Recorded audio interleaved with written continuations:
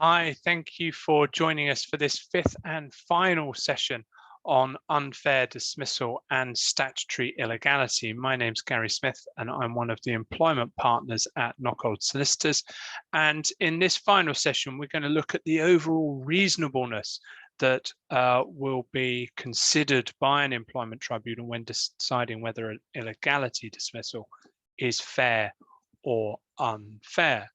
So, under the Employment Rights Act 1996, which regulates unfair dismissal law, the fundamental question that all tribunals will consider is, was it reasonable in all the circumstances to dismiss the employee? And in an illegality sense, we will be looking at things like if there was a ban or a driving ban, how long was that ban?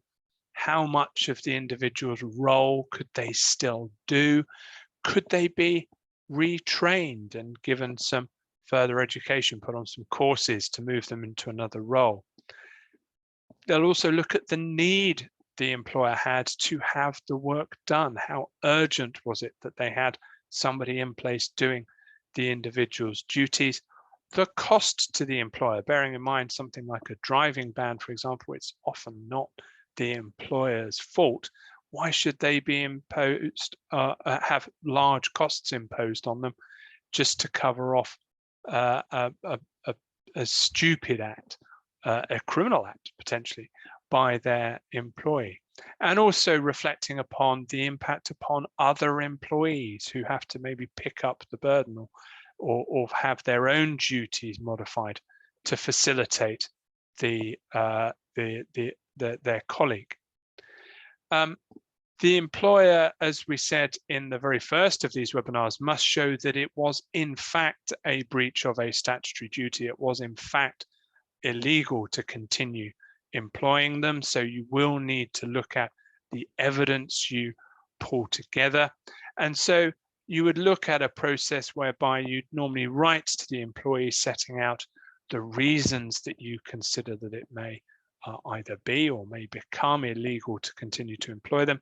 You would meet with the employee to discuss their situation, obtain any documentation, so maybe a visa or a court judgment. You'd then write to the employee confirming the outcome of the decision and allow an appeal. Now, generally speaking, in employment law terms, we do like to see a fair process being followed, but you've also got to, under this heading, give some thought as to whether you can continue to employ them whilst the process is ongoing. Do you move them to a different role, or do you in fact have to shortcut the process entirely? For example, if they no longer have the right to work in the country, do you need to go almost straight to dismissal with a minimal process going on? Now, I hope this series has been of some benefit. Obviously, if you do have any questions or anything flows from it, please do get in touch. The details are on the screen there. And we have a number of other series available for you to look at: incapability, misconduct, redundancy, and also some other substantial reason. And I hope you'll be able to join us for those. Thank you very much.